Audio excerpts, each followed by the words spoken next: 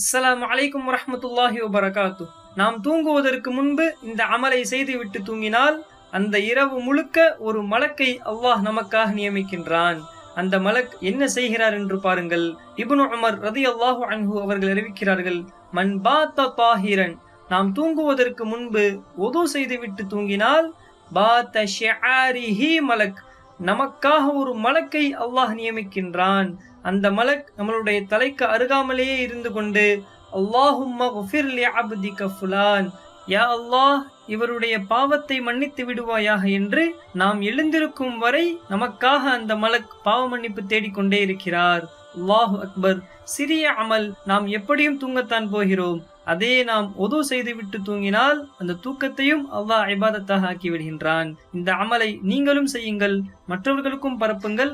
அல்லாஹ் அந்த நன்மையை நமக்கும் தருவான். அமீன். அஸ்ஸலாமு அலைக்கும் வரஹ்மத்துல்லாஹி வபரகாத்துஹு.